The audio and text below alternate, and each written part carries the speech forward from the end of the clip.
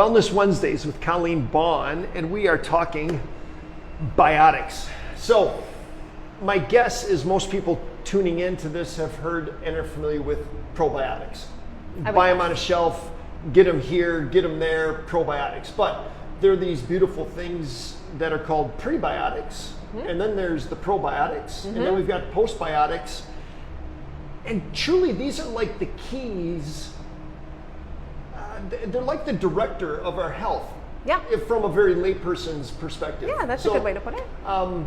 They're super important. Super important. What is this gut biome, and how do I make mine better? Yes. Okay. Well, so first of all, there's a lot we don't know. So we're going with what we have at this point. Lots and lots of research is happening, which is really exciting. But what we know is that we carry around over 4 pounds of bacteria in our gut all the time, which is really gross, but it's just a fact. And in that bacteria are little buggies. They are basically directing our body. So our immune system is primarily in our gut. So right now it's very relevant because if we have a strong gut biome, they're wondering if we have different outcomes with COVID.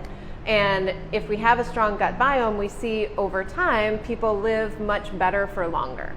And when I say strong gut biome, that means a lot of diversity.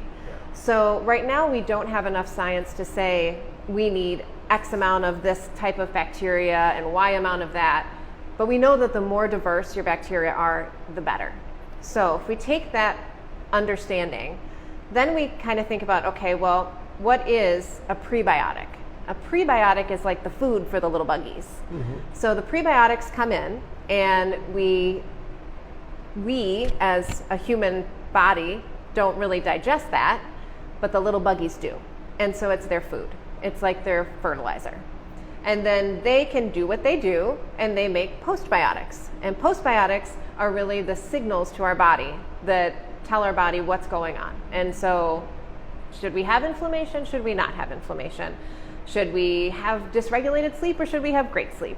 All sorts of things. Neurotransmitters are made. All sorts of good stuff comes from our gut biome. So what I don't want people to be swayed by is the supplement industry has jumped on this bandwagon, and a lot of the health food industry has too, and I'm sure they're well intentioned, but adding prebiotics and probiotics and things to all sorts of different foods without understanding the quality of what you're actually getting is difficult. And so, don't necessarily feel like you have to buy the product that says that it's made with prebiotics, postbiotics, because it's $5 more expensive and you're thinking you're doing something right. I think the biggest take home is eat vegetables, all the vegetables, because of the fiber, and that's a prebiotic. And again, in their most natural form. Yes. Some vegetables are better for you cooked. Yep. Some are fine raw. Absolutely. We're not talking just go raw. Right.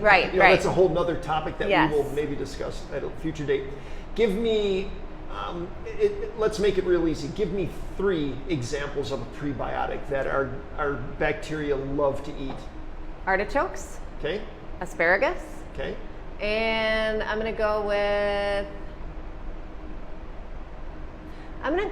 with beets. That one's kind of a random one. Yeah, but beets are a little underrated. So I love a good beet. Okay, there you go. Right? Roasted, preferably. I like it. But yes, so those are going to give you some really nice fibers. So fibers and kind of starchy. Yes, exactly. Fibers and starchy mixed together, hence the beet recommendation. Because we want the fiber, again, we don't, as our intestines, push the fiber through. And that makes it down to the little gut bugs, and it feeds them. And then the starches are also broken down, and those then also help to feed the gut bugs. And so it's really important to make sure you have some starches in your diet. They're important that way, and that's, if you're going carnivore, it could be kind of tough. So yeah, keep those little buggies in mind. Awesome. Great conversation about pre and post and probiotics. Sounds good. Awesome. Thanks. Thank you, Colleen.